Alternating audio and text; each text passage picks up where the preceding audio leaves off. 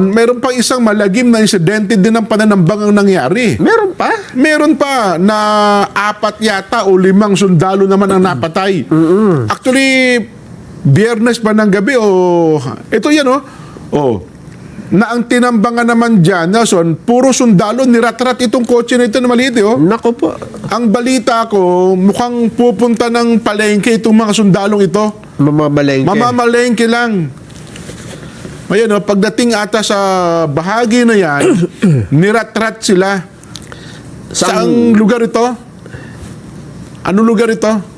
Ayun alam mo, meron pang video nagsasalita yan na yung lalaki, nakita niya, sir, umiiyak yung parang, siguro sundalo, na may hawak ng sundalo. Ito si sir, ganun na mangyak-ngyak siya. Habang binibidyo niya. Habang binibidyohan niya. Makilala niya, Siguro, mga kasamahan niyang sundalo din. Lanao del Norte. Lanao, ayun. Yan ang At ang hinala nila ay New People's Army, may kagagawa nito, Nelson. Grupong rebelde. Kaya nga tayo nananawagan, sana kundinahin ito ng Makabayan Black, Nelson. Yung mga mambabatas natin na identified sa grupong ito, sana kayo ang unang-unang tumulong sa mga sundalo at sa pamilya ng mga sundalong ito at kundinahin nyo ang ginawa ng mga perpetrators nito. Di ba? Yan 4 na sundalo, walang kalaban. Mga naka-short, Nelson, Kasi nga, talagang ang pakay nila, Niwala nga yung mga baril, aywan ko lang, parang walang nakuhang gamit sa kanila. Kasi talagang ang purpose nila, mamamalengke lang sila Mamimili ata ng gamit ng kanilang mga kasamahan sa kampo. Ayan Lanao del Norte pala yan.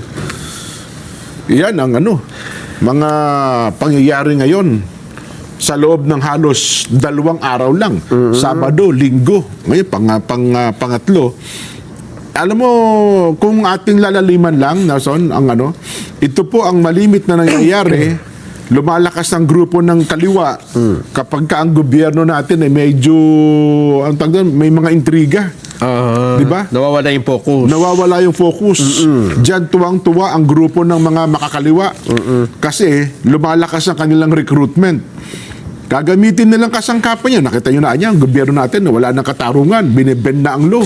Sumama na kayo sa kilusan namin. Mga ganyan na mga banat na mga yan Di ba? Kung kayo po'y kawawang tao, aapihin lang kayo. Di ba? Yan ang talagang nakapag-iinit ng ulo, Nelson.